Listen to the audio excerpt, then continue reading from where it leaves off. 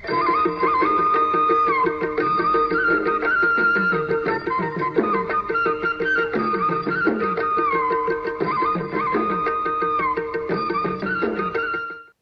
వాలిపోయింది. ఈ కథను రచించిన వారు శ్రీమతి అత్తులూరి విజయలక్ష్మి గారు. అరుణ, త్వరగా రావాలి, బూట్లు లేసి ముడివేసుకుంటూ ఓ పొలి కేక పెట్టాడు ప్రసాద్. వంటగదిలో పెనం మీద దోసల పిండి వేస్తున్న అరుణ చుయ్యమన్న శబ్దం పూర్తయిందాకా ఆగి, వస్తున్నానండి, టిఫిన్ చేయాలి కదా, నాకేం 10 చేతులున్నాయా అన్నది కొంచెం విసుగు కలగలిసిన స్వరంతో. బూట్లు తొడుక్కోవడం పూర్తి చేసి వంటగది గుమ్మం దగ్గరికి వచ్చి నిలబడి, ఇప్పుడు తీరిగ్గా దోశలేస్తూ కూర్చుంటే ఎలా? నిన్ను డ్రాప్ చేసి నేను వెళ్లాలంటే నాకు టైం అయిపోతుంది అన్నాడు. అరుణ చీరకుచ్చిళ్ళు సరిచేసుకుంటూ, మీకేనా టైం అయ్యేది, నాకు మాత్రం అవదా? 5 గంటలకి లేచి చేస్తున్న పని తెమలదు మీకే? దర్జాగా 7ంటికి లేచి కాఫీలు టిఫిన్లు క్యారియర్లు అందిస్తుంటే టింగు రంగా అంటూ తెమిలి నా ప్రాణం తీస్తారు. అయిందా అయిందా అంటూ పిల్లల్ని పంపించి మామయ్య గారికి అత్తయ్య గారికి టిఫిన్ చేసి పెట్టి నేను తినాలా వద్దా? అయిందా నీ ఉపన్యాసం? ఒక్కదానివి చేసుకోకపోతే మా అమ్మ హెల్ప్ తీసుకోవచ్చుగా. అరుణ చురుక్కున అతడి మొహంలోకి చూసి మాట్లాడకుండా కాలిన దోశ తీసి ప్లేటులో వేసి మరికొంత పిండి పెనం మీద వేసి గరిటెతో పల్చగా వత్తసాగింది. ఓ పక్క వంట చేస్తూనే మిగతా పని చేస్తోంది. పిల్లల్ని స్కూల్ ఆటో ఎక్కించి గబగబా మొహం కడుక్కుని తయారైంది. మరో పక్క అత్తగారికి మామగారికి దోశలేసిచ్చింది. పని మనిషి వచ్చిందంటే బట్టలు నానబెట్టలేదని సణుగుతుంది. ఆ పని పూర్తి చేసి అయ్యగారి క్యారేజ్ రెడీ చేసింది. దేవుడు ఇచ్చింది 2 చేతులే, ఇంకో 2 చేతులిస్తే బాగుండేది. అదేం దేవుడో, ఆడవాళ్లకి మగవాళ్లకన్నా బాధ్యతలు, సమస్యలు, కష్టాలు, శ్రమ ఎక్కువ పెట్టి చేతులు మాత్రం మగవాళ్లతో సమానంగా 2 ఇచ్చాడు. అరుణ ప్లేట్లో పెట్టుకున్న దోశ తినబోతూ ఆగిపోయింది. ప్రసాద్ స్వరం వినిపించింది, అమ్మా అంటూ. కోడలు పెట్టిన టిఫిన్ తిని అప్పుడే చేయి కడుక్కుంటున్న లలితాంబ ఏంట్రా అంటూ గదిలోంచి బయటికి వచ్చింది. ఏం లేదు, టిఫిన్ తిన్నావా అని అడుగుదామని మొహమాటంగా అన్నాడు. ఇప్పుడే తిన్నాన్రా, నువ్వింకా వెళ్ళలేదేం అడిగిందావిడ. అదే, అరుణని కూడా డ్రాప్ చేయాలిట, తన చేతిలో పని తెమల్లేదు, నువ్వు కొంచెం సాయం చేస్తే తను బయలుదేరుతుందని. చేస్తాను, దానికే, ఏ పని చేయాలో తెలియక నేనేం చేయడం లేదు. అరుణకి ప్రసాద్ మీద కోపం గొంతు దాకా వచ్చింది. ఎవరు చెప్పమన్నారావిడికి? ఆవిడేమనుకుంటుంది? మొగుడితో చెప్పకపోతే తనే చెప్పొచ్చుగా అని నిష్ఠూరాలేదు. ఏం మనిషి, తగుదునమ్మా అంటూ వెళ్ళాడు. ఆవిడిప్పుడు ఏ అంటుందో. ఆమె అలా అనుకుంటూ ఉండగానే లలితాంబ వంటగది గుమ్మం దగ్గరికి వచ్చి, అదేంటమ్మా, ఏదన్నా సాయం కావాలంటే చెప్పొచ్చుగా, నీ ఇంట్లో ఏదెక్కడుందో తెలీదు, అందుకే ఊరికే కూర్చున్నాను, పని కావాలంటే చెబితే చేస్తాను అన్నది. అరుణ మాట్లాడకుండా స్టవ్ ఆఫ్ చేసి ప్లేట్లో ఉన్న దోశలు 2 చిన్న బాక్సులో పెట్టుకుంది. అదేంటి, నీకా 2 దోశలు సరిపోతాయా? అన్నం తీసుకెళ్లవా క్యారేజ్లో అన్నదావిడ.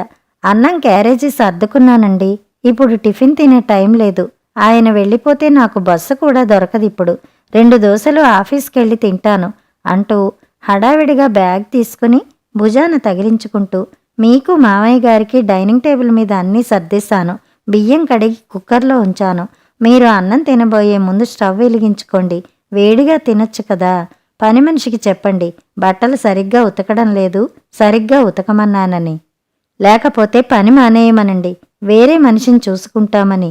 నేను వెళ్తున్నాను, ఏమండి రెడీయా? గబగబా మాట్లాడేస్తూ గుమ్మం దాటి గేటు దగ్గరికి వచ్చింది. అప్పటికే స్కూటర్ స్టార్ట్ చేసి ఎదురు చూస్తున్నాడు ప్రసాద్. అరుణ అతని వెనకాల సీటు మీద కూర్చుని పదండి అన్నది. స్కూటరు బర్రమని స్టార్ట్ చేసి ముందుకు పోనిచ్చాడు. 10 నిమిషాల్లో సెక్రటేరియట్ ముందు స్కూటర్ ఆపి అరుణ దిగగానే ఏజీ ఆఫీస్ వైపు పోనిచ్చాడు. ఆఫీసులో అడుగుపెట్టి అటెండెన్స్ రిజిస్టర్లో సంతకం చేసి సీటులో కూర్చున్న అరుణ ఒక్కసారి రిలాక్స్డ్గా ఊపిరి పీల్చుకుంది. ఉదయం 6 గంటలకి తాగిన కాఫీ ఎప్పుడో అరిగిపోయింది. ఆ తర్వాత మంచినీళ్లు తాగడానికి కూడా సమయం దొరకలేదు. భగవంతుడు ఆడదాన్ని ముందు పుట్టించి దాని ఆధారంగా మెషిన్ తయారు చేసుకోండని మేధస్సుని సృష్టించి ఉంటాడు. మెషిన్కి ఆడదానికి పెద్ద తేడా లేదు. కాకపోతే ఆడదానికి మనసుంది కాబట్టి. భగవంతుడా, ఏమిటి జీవితం అని మదనపడుతూ ఉంటుంది. మెషిన్కి అలాంటి బాధలేం లేవు కదా. అదేమిటో అత్తగారు తనలా తిరుగుతూ గిరగిరా పని చేసుకుంటుంటే చూస్తూ కూర్చుంటుంది. పైగా నాకు నీ ఇల్లు కొత్త కదమ్మా అంటుంది. ఇంకా ఎంతకాలం కొత్త? ఏడాదవుతోంది తమ దగ్గరికి అత్తగారు మామగారు వచ్చి పని చెప్పాలిట. ఎలా చెప్తుంది తను? పెద్దావిడికి పని ఆవిడంతటా ఆవిడే కలగజేసుకుని కాస్త సాయం చేయొచ్చుగా.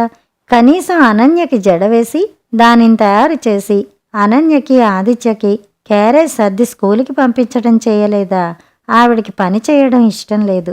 ఇది కోడలిల్లు, నా ఇల్లు కాదు అనే పరభావన ఉంది ఆవిడికి. కొడుకు తనవాడు, కోడలు పరాయిది. కొడుకు జేబులోంచి పర్సు తీసి తనకు కావలసిన డబ్బులు మాత్రం తీసుకోవడానికి ఆవిడికి మొహమాటం లేదు. కోడలికి పనిలో కాస్త సాయం చేయడానికి కొత్త మొహమాటం వగైరా. ఏ మనుషులో నిట్టూర్చింది అరుణ. ఆకలితో కళ్ళు తిరుగుతున్నట్టు అనిపించింది. స్టాఫ్ క్యాంటీన్కి వెళ్లారు. బాక్స్ తీసుకుని నెమ్మదిగా దోశలు తినడం ప్రారంభించింది. అప్పుడే వచ్చిన నీలిమ పలకరింపుగా నవ్వి, ఏంటి ఇవాళ ఇంటి దగ్గర టిఫిన్ తినడానికి టైం దొరకలేదా అన్నది సీటులో సెటిల్ అవుతూ. అరుణ నవ్వి, లేదోయ్, మా ఆయన పని పూర్తవగానే నా సంగతి ఆలోచించరు. త్వరగా తెములంటూ ఊదరబెట్టేస్తారు. ఆయనలందరూ అంతే. అందుకే ఈ మధ్య నేను ముందు తినేసి తర్వాత ఆయనకి పెడుతున్నాను. పతివ్రతవి కావన్నమాట నవ్వింది అరుణ. నీలిమి కూడా నవ్వి, పెళ్ళైన కొత్తల్లో పాపం పిచ్చిదానిలాగా నిద్ర లేవగానే మంగళసూత్రాలు కళ్ళకద్దుకునేదాన్ని. ఓసారి ఆయనే అది చూసి పగలబడి నవ్వారు. అప్పట్నుంచి మానేశాను. ఆ తర్వాత వేరు కాపురం పెట్టించాక అందుకు పశ్చాత్తాపడ్డారనుకో. నీలిమతో పాటు అరుణ కూడా నవ్వి బాక్స్ మూతపెట్టి బాటిల్లో మంచినీళ్లు తాగింది. పద, మనం కూడా టీ తాగి వద్దాం అన్నది నీలిమతో. ఇద్దరూ లేచి క్యాంటీన్ వైపు నడిచారు. అరుణ భర్త ప్రసాదు తల్లిదండ్రులకు ఒక్కడే కొడుకు. అతని తర్వాత ఓ ఆడపిల్ల నివేదిత. పెళ్ళయింది. భర్తతో పాటు అమెరికాలో ఉంటోంది. ప్రసాద్ అరుణకి 2 పిల్లలు, అనన్య, ఆదిత్య. అనన్య ఫస్ట్ క్లాస్ చదువుతోంది. ఆదిత్య సెకండ్ క్లాస్ చదువుతున్నాడు. ప్రసాద్ తల్లిదండ్రులు లలితాంబ, భాస్కరం ఏడాది క్రితం దాకా విజయవాడ దగ్గర చిన్న పల్లెటూరైన సొంత ఊళ్ళోనే ఉండేవాళ్ళు. భాస్కరం మొదట్నుంచి వ్యవసాయం మీదే ఆధారపడ్డాడు. అంతో ఇంతో కలిగిన కుటుంబమే. కొడుకుని కూతురిని హైదరాబాదులో హాస్టల్స్లో ఉంచి చదివించాడు. ప్రసాద్ ఎంకాం పాస్ అయి ఏజీ ఆఫీసులో అకౌంటెంట్గా ఉద్యోగం సంపాదించుకున్నాడు. నివేదిత బీఎస్సీ పాస్ అయిన కొత్తల్లోనే అమెరికాలో డాక్టర్ అయిన ఓ కుర్రాడు గురించి తెలిసిన వాళ్ళ ద్వారా వివరాలు తెలుసుకుని సంబంధం కలుపుకున్నాడు భాస్కరం. ప్రసాదు స్నేహితుడి చెల్లెలు అరుణని ఇష్టపడి పెళ్లి చేసుకున్నాడు. పిల్లలిద్దరూ సెటిల్ అవడంతో నిశ్చింతగా వ్యవసాయం చూసుకుంటూ సొంత ఊళ్ళోనే ఉండిపోదాం అనుకున్నారు భాస్కరం దంపతులు. అయితే తండ్రి బాధ్యతల్లో పాలు పంచుకోవడానికి ప్రసాద్ అస్తమానం విజయవాడ వెళ్లాల్సి రావడం, వరదలొచ్చి పొలం పోయి కొంత నష్టం రావడంతో ఏడాది క్రితం ఉన్న కొద్దిపాటి పొలం అమ్మేసి తల్లిదండ్రులను హైదరాబాద్ తీసుకొచ్చాడు. అసలే పెళ్ళైన ఏడాదికే ఆదిత్య పుట్టడం, 2వ ఏడు అనన్య పుట్టడంతో రొటీన్ కాపురం తప్ప వైవాహిక జీవితంలోని మాధుర్యం ఆస్వాదించలేకపోయానని బాధపడుతున్న అరుణకి వీళ్ల రాక కొంచెం అసంతృప్తిని కలిగించింది. దానికి తోడు ఉద్యోగం, పిల్లల బాధ్యత, ఇప్పుడు అత్తగారి మామగారి సేవలు. అరుణ నెమ్మదస్తురాలే. కాకపోతే అందరాడ పిల్లలకుండే సహజమైన కోరికలు ఆమెకి ఉన్నాయి. భర్తతో చక్కగా చెట్టాపట్టాలేసుకుని హనీమూన్కి ఊటీయో కొడైకెనాలో వెళ్లాలని, సినిమాల్లోలా భర్తతో వెన్నెల షికార్లు చేయాలని, పచ్చని చెట్ల కింద చల్లగాలి ఆస్వాదిస్తూ అతని ఒడిలో పడుకుని కబుర్లు చెప్పాలని, ఇలాంటి చాలా కోరికలు అరుణకి ఉన్నా వాటిలో ఏదీ కూడా తీరలేదు. డిగ్రీ పూర్తి కాగానే సర్వీస్ కమిషన్ పరీక్షలు రాసి రిజల్ట్ కోసం ఎదురు చూస్తూ ఇంట్లో కూర్చున్న అరుణకి అనుకోకుండా ప్రసాద్ సంబంధం కుదిరింది. అరుణ తండ్రికి ఎరువుల వ్యాపారం ఉంది విజయవాడలో. ఆయన కొడుకు ప్రసాద్తో పాటు చదువుకుంటున్నాడు హైదరాబాదులో. సెలవులకి ఇద్దరూ కలిసి విజయవాడ వెళ్ళినప్పుడు అతని చెల్లెలు అరుణతో పరిచయం కలిగింది. అరుణకున్న పెద్ద జడ చూసి కళ్ళు చెదిరిన ప్రసాద్ ఆమె మీద మనసు పారేసుకున్నాడు. ఈ లోపల అరుణ తండ్రి కూడా ప్రసాద్ను చూడగానే ముచ్చటపడి అతని గురించిన వివరాలు సేకరించి భాస్కరన్ దంపతులను కలవడం, సంబంధం నిర్ణయించడం జరిగిపోయింది. తాను కోరుకున్న అమ్మాయే కాబట్టి ప్రసాద్ కూడా వెంటనే పెళ్లికి ఒప్పుకున్నాడు. సరిగ్గా నెల రోజుల్లో ముహూర్తం నిర్ణయించారు. కాబోయే భర్తకి హైదరాబాదులో ఉద్యోగం అని తెలియగానే అరుణ మురిసిపోయింది. ఎంచక్కా హైదరాబాదులో గోల్కొండ కోట, Salarjung museum, zoo park, Lumbini park, tank Bund వగైరా ప్రదేశాల్లో భర్తతో కలిసి రోజూ సాయంత్రాలు షికార్లు చేస్తూ సినిమాల్లో హీరో హీరోయిన్లలాగా బతకొచ్చనుకుంది. ఏ ఊటీయో కొడైకెనాల్లో హనీమూన్కి వెళ్ళొచ్చో అనుకుంది. అయితే ఆమె కోరికల్లో ఒక్కటి కూడా తీరలేదు. ఈరోజు కూడా. పెళ్లికి ముందు 2 రోజులు, అయ్యాక 4 రోజులు మాత్రం ప్రసాద్ సెలవు పెట్టాడు. పెళ్లి అయిన తర్వాత అత్తగారింట్లో ఆ పల్లెటూళ్ళలో అంతమంది బంధువుల మధ్య భర్తతో రాత్రిపూట తప్ప ఏకాంతంగా గడిపే అవకాశమే దొరకలేదు అరుణకి. ప్రసాద్ 4 రోజులుండి హైదరాబాద్ వెళ్ళిపోయాడు. అరుణని అప్పుడే కాపురానికి పంపమని చెప్పి అత్తగారు మరో 10-15 రోజులు అరుణ్ని అక్కడే ఉంచేసింది.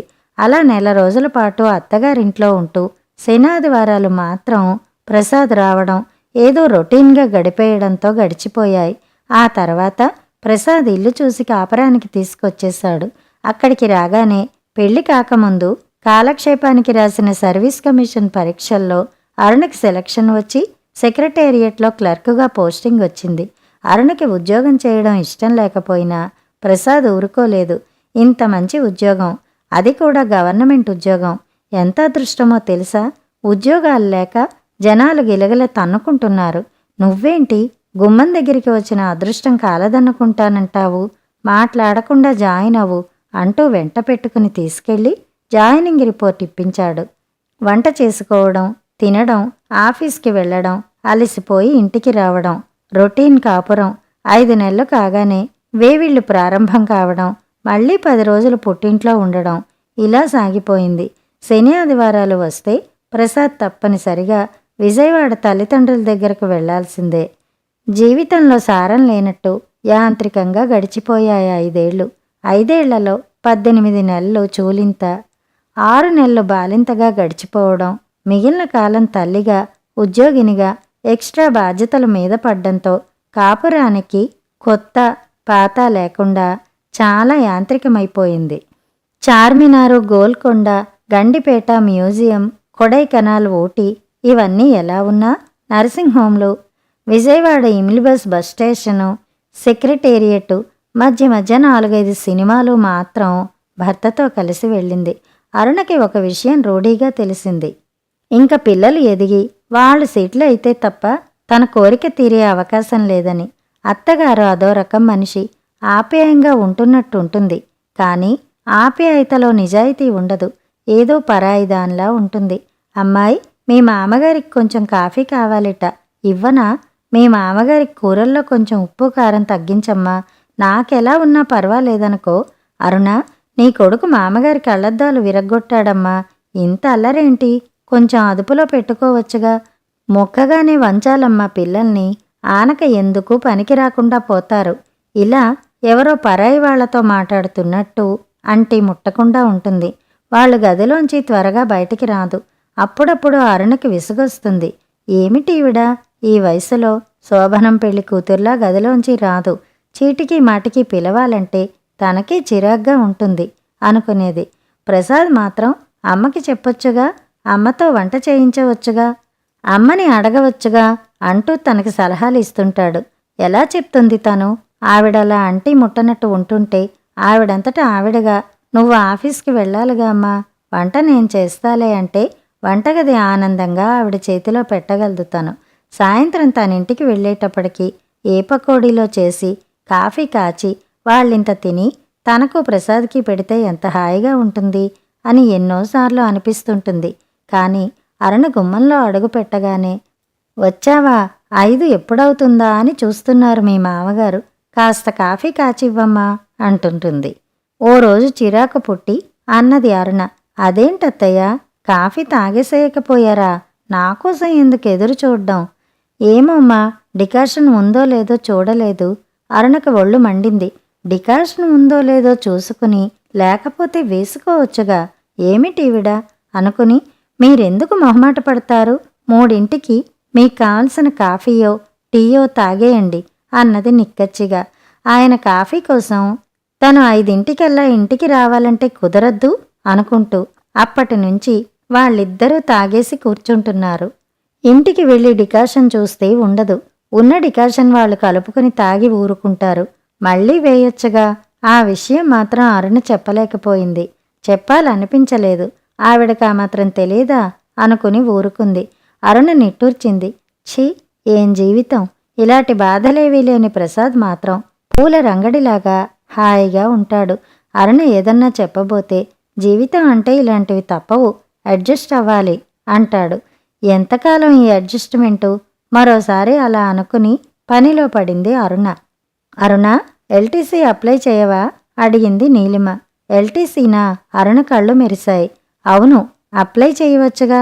4 రోజులు పిల్లల్ని అత్తగారి దగ్గర వదిలేసి ఎటన్నా వెళ్ళి రావచ్చో అనిపించింది. ఈ ఆలోచన కొంత హుషారు కలిగించింది ఆమెలో. ఆ రోజు పనంతా పూర్తి చేసుకుని బెడ్రూంలోకి వచ్చి ప్రసాద్తో తన మనసులో మాట చెప్పింది. నేను ఈ సంవత్సరం ఎల్టీసీ అప్లై చేస్తాను. ఎక్కడికన్నా వెళ్దామా అడిగింది. ఎల్టీసీనా? ఎక్కడికి వెడదాం అడిగాడు. పిల్లలతో కష్టం అరుణ, నాకు చిరాకు. వాళ్ళ అల్లరి, ఉచ్చలు, గోల ఎంజాయ్ చేయలేం అన్నాడు. పిల్లల్ని మీ అమ్మగారి దగ్గర వదిలేసి వెళ్ళొచ్చుగా గోముగా అంది. నిజమే సుమా, నాకీ ఆలోచన రాలేదు. ఓకే, వెడదాం అన్నాడు. అరుణ పొంగిపోయింది. అమ్మయ్య, అంత త్వరగా ఒప్పుకుంటాడనుకోలేదు. ఏ కళనున్నాడో, లేకపోతే లీవు లేదు, ఆడిటింగ్ అవుతుందనో, ఛార్జీలు ఆఫీసు వాళ్ళిస్తే మిగతా ఖర్చులకి డబ్బేది అనో అంటాడనుకుంది. ఆ రాత్రి మొదటిసారిగా ఆనందంగా గడిపాననిపించింది ఆమెకి. తెల్లారి లేస్తూనే అంది, మీ అమ్మగారికి మీరు చెప్పండి. ఎందుకు? నువ్వే చెప్పు. భయం దేనికి? భయం కాదు, ఊరికినే మీరు చెప్పండి. నేను చెబితే ఏమన్నా అనుకుంటారు. సరేలే, చెప్తాను. నిశ్చింతగా ఊపిరి పీల్చుకుని ఉల్లాసంగా పని చేసుకుంది. రోజు కన్నా త్వరగా సునాయాసంగా పని అయిందనిపించింది. ప్రసాద్ స్నానం పూర్తి చేసి తనకి తల్లిదండ్రులకి ఉప్మా ప్లేట్లు తీసుకుని వాళ్ల గదిలోకి వెళ్ళాడు. గదిలోంచి వినిపించే సంభాషణ కోసం అరుణ చెవులు రిక్కించుకుని వినసాగింది. అమ్మా, మీకు పిల్లలు బాగా మాలిమి అయ్యారా అడిగాడు ప్రసాద్. వాళ్ల మొహం, వాళ్ళకి మాతో గడిపే తీరికేదిరా? స్కూలు, ట్యూషను, హోంవర్కు అంటూ మీ ఇద్దరికన్నా బిజీగా ఉంటారు అన్నది లలితాంబ. తప్పదు కదా, ఈ రోజుల్లో ఇలా కష్టపడితే గాని పెద్దయ్యాక సుఖపడలేరు. కాలం అలా అయింది. అంతా పోటీయుగం. అన్నిట్లో పోటీయే. ఏం పోటీనో, సరదాగా ఎప్పుడూ ఆడుకున్నట్టు కనిపించలేదు నాకు అన్నాడు భాస్కరం. ప్రసాద్ కాసేపు ఏం మాట్లాడలేదు. కొన్ని క్షణాల తర్వాత అన్నాడు, నేను అరుణ ఊరు వెళ్ళాలనుకుంటున్నాం, పిల్లల్ని మీ దగ్గర వదిలేసి. ఏం ఊరు ఆసక్తిగా అడిగాడు భాస్కరం. అనబోయి, కాదు తిరుపతి అన్నాడు. వైజాగ్ అంటే ఇప్పుడెందుకు అక్కడికి? ఎవరున్నారు అని అడుగుతారనిపించింది. సరదాగా తిరగడానికి అంటే దానికోసం అక్కడికెందుకు అంటారని చటుక్కున తిరుపతి అన్నాడు. తిరుపతా? అలా అయితే అందరం కలిసే వెళ్ళొచ్చుగా. ఏడుకొండలవాడి దగ్గరికి పిల్లల్ని తీసుకెళ్లకుండా ఎందుకు?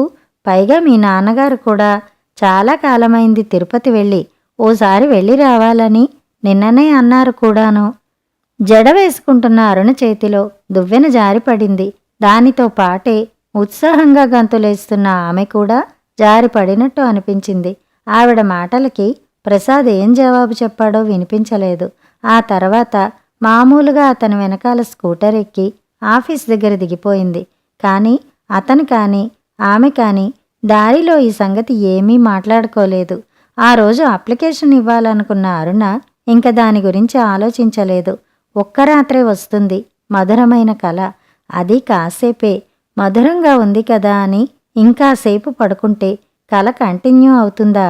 రాత్రి కలిగిన తీయని ఊహలు, రెక్కలొచ్చిన ఆశలు ఉదయానికల్లా చెదిరిపోయాయి. ఇంక దాని గురించి ఆలోచించినందువల్ల ప్రయోజనం ఏముంది అనుకుంది. అన్యమనస్కంగా పనిచేసింది. పోస్టులో తల్లి దగ్గర నుంచి ఉత్తరం వచ్చింది మధ్యాహ్నం. అన్నయ్య అమెరికా వెళ్తాట, వచ్చే నెలలో వీసా ఏదో రావాలిట. మీ నాన్నగారి ఆరోగ్యం బాగాలేదు. ఆ ఉద్యోగం ఏదో ఇక్కడే చేసుకోవచ్చుగా అంటున్నారు. వాడు మాత్రం అక్కడికే వెడతానని ఖచ్చితంగా చెప్పాడు. మీ వదిన కూడా అదే బాగంటోంది. ఇండియాలో ఉంటే ఎదుగుదల ఉండదట. ఏమిటో మీ ఇద్దరూ చెరో చోట. మేమిద్దరం రెక్కలు తెగి ఇక్కడ చాలా దిగులుగా ఉందమ్మడు. నువ్వు కూడా వచ్చి చాలా రోజులైంది. ఏడాది దాటుతోంది. విజయవాడ ఎంత దూరం అని. ఈసారి దసరా సెలవుల కన్నా మీ ఇద్దరూ పిల్లల్ని తీసుకుని వస్తే బావుంటుంది. మళ్ళీ అన్నయ్య అమెరికా వెడితే ఎప్పటికి కలుసుకుంటారో అల్లుడి గారికి నా మాటగా చెప్పు. మీ నాన్నగారితో వాళ్ళ ఆఫీస్కి ఫోన్ చేయిస్తాను. పిల్లలు ఎలా ఉన్నారు? జాగ్రత్తగా చూసుకో. మీ అత్తగారు మామగారు కులాసానా?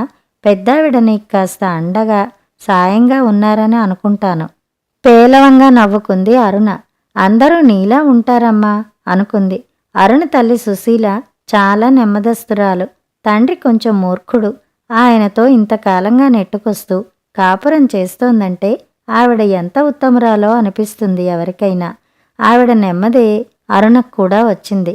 ఆవిడ కోడల్ని చాలా అపురూపంగా చూసుకుంటుంది. కొడుక్కి కోడలికి ఉదయం కాఫీ, బ్రేక్ఫాస్టు గదిలోకి తీసుకెళ్ళి ఇస్తుంది. కోడలు బాగా చదువుకున్న పిల్ల అని, హైదరాబాద్ పిల్ల అని ఎంతో గౌరవంగా చూసుకుంటుంది. దానికి తోడు శరణ్య కూడా గడసరి.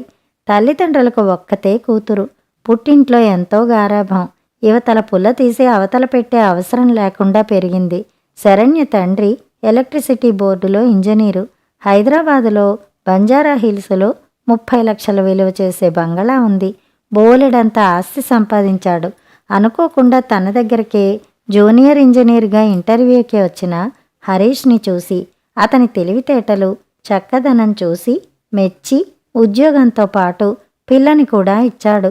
ముందు అల్లుణ్ణి ఇల్లరికం ఉంచుకోవాలనుకున్నవాడు మళ్ళీ ఏం అనుకున్నాడో విజయవాడకే పోస్టింగ్ ఇచ్చి కూతుర్ని శాస్త్రోక్తంగా అత్తవారింటికి పంపించాడు. ముందు కొంతకాలం శరణ్య అత్తగారింట్లో ఉండడానికి రాద్ధాంతం చేసింది. కానీ అత్తగారి మంచితనం, ఆవిడ శ్రద్ధగా వండి పెట్టడం చూసి సర్దుకుపోయింది. పుట్టింట్లో వంట మనిషి చేసి పెట్టిపోతే ఎప్పుడో ఎవరికి వాళ్ళు పెట్టుకు తినడం, నచ్చి నచ్చక తిన్నంత తిని వదిలేయడం, ఆకలి తీరక బయట ఫాస్ట్ ఫుడ్ తినడం, ఆ బాధలన్నీ పోయి కమ్మగా వండి పెట్టే అత్తగారు దొరకడం అదృష్టంగా భావించింది.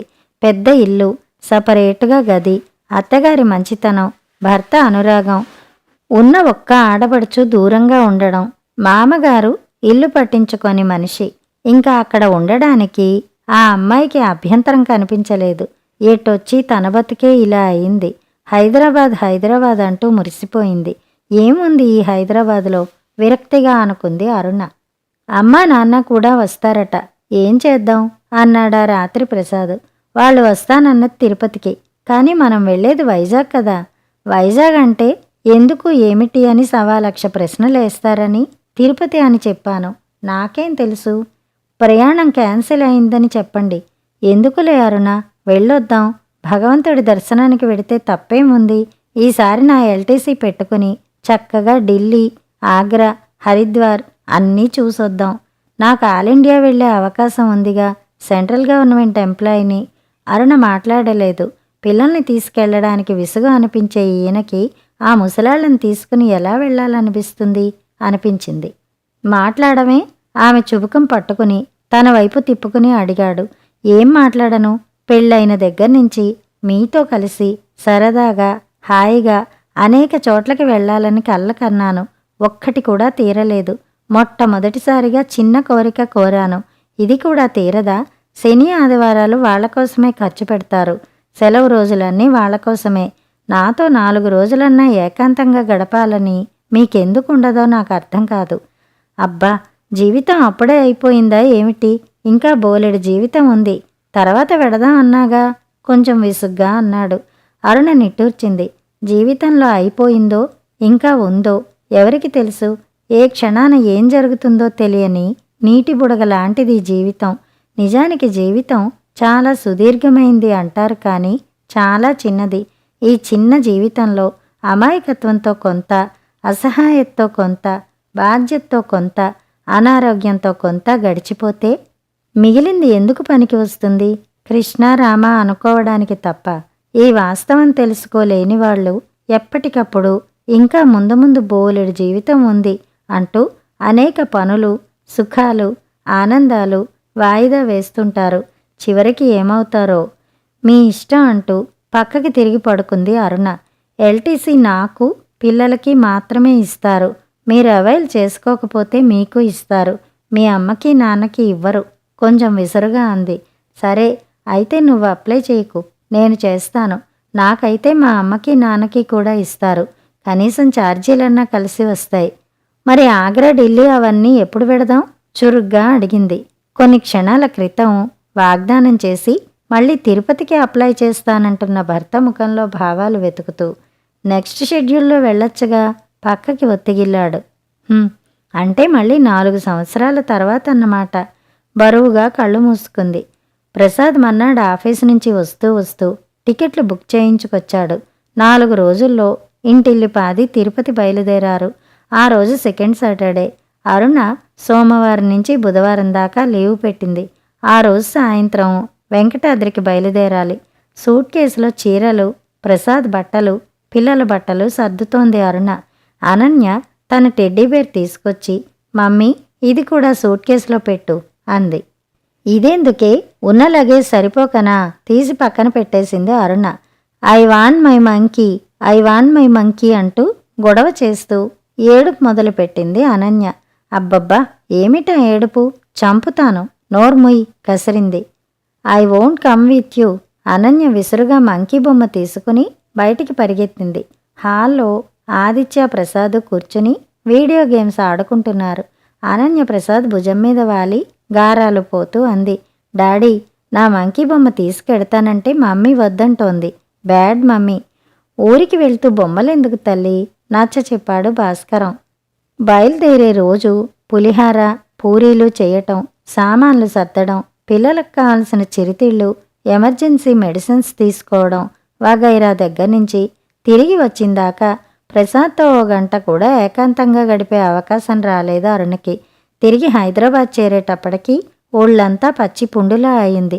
102 డిగ్రీల జ్వరంతో 4 రోజులు సెలవు పొడిగించింది. ఆ 4 రోజులు లలితాంబ వంట చేస్తే ప్రసాద్ పిల్లల పని చూసుకున్నాడు. అయితే బియ్యం ఎన్ని పొయ్యాలి, కందిపప్పు ఎంత పొయ్యాలి, కూరలు 1/2 కిలో వండాలా, మీ పిల్లలు కారాలు తింటారా, నా వంట నచ్చుతుందో లేదో, ఉప్పెక్కడుంది, ఆవాలెక్కడున్నాయి, సరుకుల డబ్బాలు సరిగా సర్దుకోలేదేంటి అనే రకరకాల ప్రశ్నలకు జవాబు చెప్పలేక జ్వరం తాలూకు నీరసం కన్నా మరో నీరసం ఎక్కువైంది అరుణకి. జ్వరం పూర్తిగా తగ్గకుండానే తిరిగి రొటీన్ బాధ్యతలు ఛార్జ్ తీసుకోవాల్సి వచ్చింది. 2 రోజులు అలాగే ఇంట్లో పని, ఆఫీస్ పనితో బాగా అలసిపోయి మళ్ళీ మంచం పట్టింది. ఈసారి కన్నీళ్లు కారిపోతుంటే అంది, నేనొక వారం రోజులు మా అమ్మ దగ్గరికి వెడతాను. పిల్లలకు కూడా దసరా సెలవులు వస్తున్నాయిగా. అలాగే వెళ్ళు, నేను కూడా వస్తాను. పండక్కి 2 రోజుల ముందు, సరేనా? స్వరంలో అనురాగం కురిపిస్తూ అన్నాడు ప్రసాద్. అసలే మనసంతా చెమ్మగిల్లి ఉందేమో అతని అనురాగంతో కళ్ళు వర్షించసాగాయి. ఏడవకారు, ఈ మాత్రానికే ఏడిస్తే ఎలా? Take it easy. After all this is life. మనం ఇంకా ప్రారంభంలోనే ఉన్నాం. బోలెడంత జీవితం ఉంది ముందు ముందు అన్నాడు ఆమె నుదుటి మీద వెంట్రుకలు సవరిస్తూ. దసరా సెలవులకి పిల్లలతో పాటు వారం ముందు అరుణ పుట్టింటికి వెళ్ళింది. దుర్గాష్టమి నాడు ప్రసాద్ కూడా వచ్చాడు. ఆ కాసిని రోజులు సరదాగా ఆహ్లాదంగా గడిచాయి. కాలం చకచకా నడిచేసింది. ఆదిత్య ఇంజనీరింగ్ ఫస్ట్ ఇయర్కి వచ్చాడు. Ananya medicine second year. Prasad, Aruna నడి వయసుకి వచ్చారు. భాస్కరం, లలితాంబ వృద్ధులైనారు. ఇప్పుడు వాళ్ళకి మంచం మీదకే అన్నీ. ఇదివరకటి కన్నా వాళ్ళకి సేవలు ఎక్కువగా చేస్తోంది అరుణ. 3 ఏళ్ల ముందే రిటైర్మెంట్ తీసుకుంది. ఇప్పుడు ఆమెకి 55 ఏళ్ళు.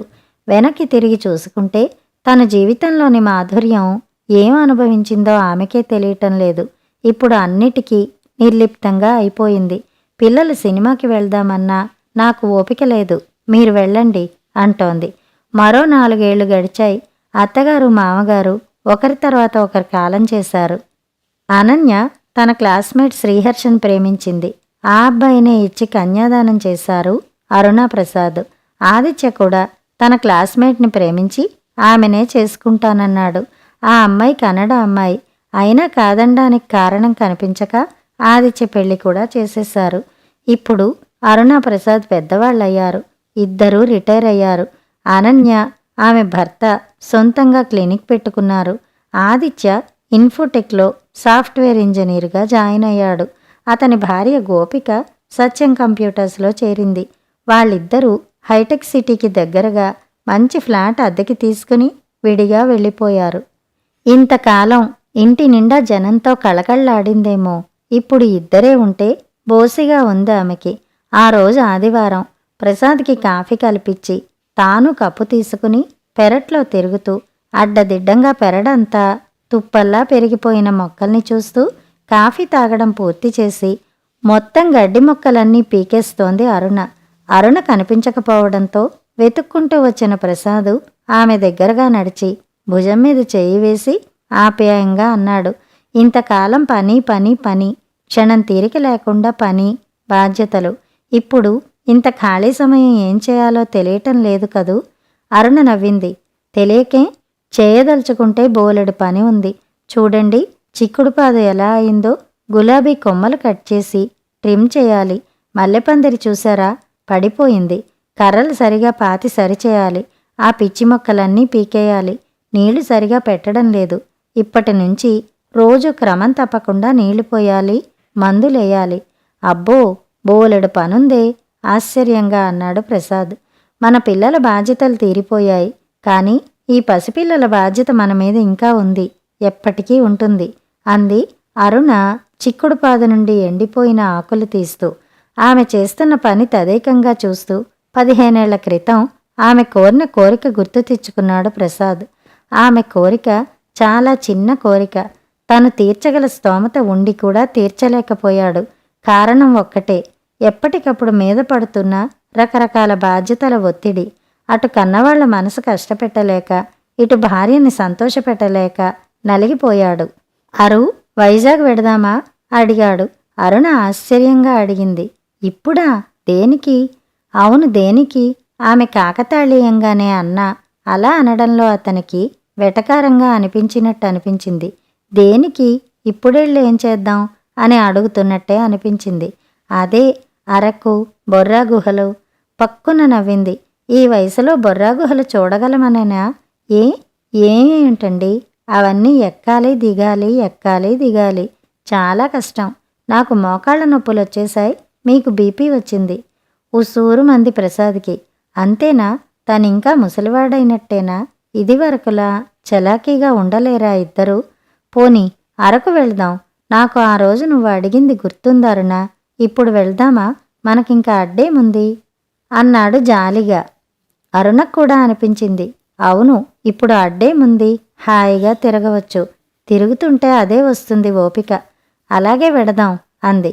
ఓకే, నేను వెళ్ళి టికెట్స్ ఇస్తాను అంటూ బట్టలు మార్చుకోవడానికి హుషారుగా లోపలికి వెడుతున్న ప్రసాద్ని చూసి నవ్వుకుంది అరుణ.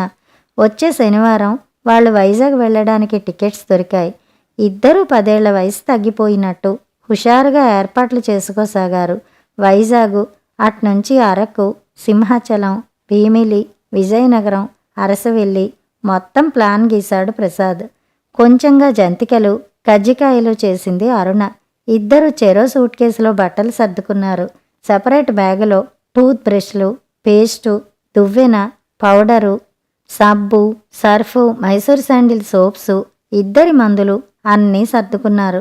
ఒక బాస్కెట్లో తిండి సామాను సర్దింది అరుణ. అవి ఇవి సర్ది లగేజ్ పెంచకు. నువ్వు మొయ్యలేవు, నేను మోయలేను. Less luggage is more comfortable అన్నాడు ప్రసాద్. నాకు తెలియదా? అన్నీ అవసరమైనవే సర్దాను.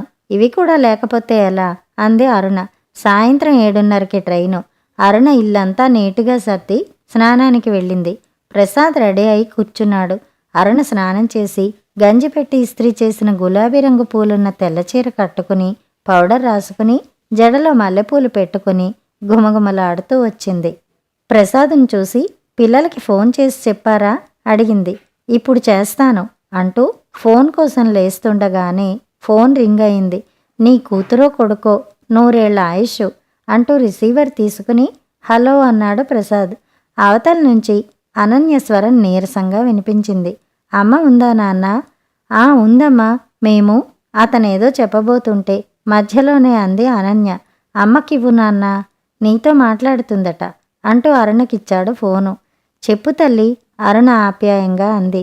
అమ్మా, నాకు వారం నుండి వాంతులు, కళ్ళు తిరుగుతున్నాయి, పని చేసుకోలేకపోతున్నాను, క్లినిక్కి కూడా వెళ్ళడం లేదు, ఏం తినాలనిపించడం లేదమ్మా, నువ్వు రామ్మా. అంతా వింటున్న అరుణ మొహంలో మారుతున్న రంగులు చూస్తున్న ప్రసాదు కంగారుగా అడిగాడు. ఏమండి ఆరు? ఏమైంది ఆరు? దీర్ఘంగా శ్వాస వదిలి రిసీవర్ పక్కన పెట్టేస్తూ చిన్నగా నవ్వింది. ఆ నవ్వులో శతకోటి భావాలు వినిపించాయి ప్రసాద్కి. కానీ అవేం అర్థం కాలేదు. ఏంటి ఏమైంది అన్నాడు మళ్ళీ. ఏం లేదండి, మీరు తాత, నేను అమ్మమ్మ కాబోతున్నాం. వైజాగ్లో గడిపే వారం రోజులు అమ్మ ఈ ఇంట్లో గడుపుదాం, పదండి, అన్నీ సర్దేయండి అంటూ చలనరహితంగా లేచి లోపలికి వెళ్ళిపోతున్న అరుణ వైపు వెర్రిగా చూశాడు ప్రసాద్. అనన్య గర్భవతి. మళ్ళీ అరుణ భుజాలపైన మరికొన్ని బాధ్యతలు పడ్డాయి. అనన్య ఆరోగ్యం కనిపెట్టి ఉండడం, ఆమెకి ఇష్టమైనవి చేసి పెట్టడం, సీమంతం, హడావిడి, డెలివరీ, బాబు పుట్టడం, వాడి ఆలనా పాలనా. మరో 5 ఏళ్లు వయసు పెరిగింది ప్రసాద్ అరుణలకి. బాబు స్కూల్కి వెడుతున్నాడు. ఆదిత్యకు కూడా పాపాయి పుట్టింది. సరదాలు షికార్ల వయసు దాటిపోయింది. ఆ ఆలోచన పోయింది. మనవడు మనవరాలతో ఆడుకోవడం, వాళ్ల ముద్దు ముచ్చట్లు, వీటితో గడిచిపోయింది. ఇప్పుడు పిల్లల్ని చూడకుండా ఒక వారం రోజులు కూడా ఉండలేకపోతున్నారిద్దరూ. ఇల్లు అద్దెకిచ్చేసి మా ఇద్దరిలో ఎవరో ఒకళ్ళ దగ్గర ఉండొచ్చు కదమ్మా అన్నారు ఆదిత్య, అనన్య కూడా. అవును, అలా చేయవచ్చు కదా మనం అన్నాడు ప్రసాద్ ఒకరోజు. కాసేపు మౌనంగా ఉన్న అరుణ అంది. వద్దండి, ఈ ఇల్లుని వృద్ధాశ్రమంగా మార్చాలనుకుంటున్నాను. వృద్ధాశ్రమమా? ఆశ్చర్యంగా చూశాడు ప్రసాద్. దేనికి? ఎందుకొచ్చిందా ఆలోచన? అదేంటమ్మా, అసలు ఆలోచన ఏంటి? బోలెడన్ని వృద్ధాశ్రమాలున్నాయి, వాటిలో మనుషులే లేరుట అంది అనన్య. వృద్ధాశ్రమాలు కావాలి అనన్య, చాలా కావాలి. పెద్దవాళ్లంతా 60 దాటగానే ఆశ్రమంలో ఉంటే పిల్లలు జీవితాన్ని అనుభవించే అవకాశం ఉంటుంది. లేకపోతే జీవితంలో పూర్తిగా నిలదొక్కుకోకుండానే పెద్దవాళ్ల బాధ్యతల మీద పడతాయి. వాళ్ళ రోగాలు, రుష్టులు, సేవలు, వీటితో పిల్లల కెరియర్ దెబ్బతింటుంది. యవ్వనం మొత్తం బాధ్యతలతో గడిచిపోతుంది. చిన్న చిన్న కోరికలు కూడా తీరకుండానే వృద్ధాప్యం వచ్చేస్తుంది. ప్రసాద్ చెవులకి ఆవిడ స్వరంలో లీలగా మెదిలిన జీర వినిపించి చకితుడై చూశాడు. ఇంత వేదన ఉందా అరుణ గుండెల్లో? మరి ఇన్నేళ్లు ఈ బాధ్యతలన్నీ ఎలా మోసింది? ఆశ్చర్యంగా చూస్తున్న అతని కళ్ళకి ఆమె వెనకాల ఉన్న కిటికీలోంచి దూరంగా అస్తమిస్తున్న సూర్యబింబం తాలూకు నారింజ రంగు అలుముకున్న ఆకాశం కనిపిస్తోంది. పొద్దు వాలిపోతోంది అరుణ, లైట్ వేయవు అన్నాడు. ఆవిడ నెమ్మదిగా లేచింది. కథ సమాప్తం.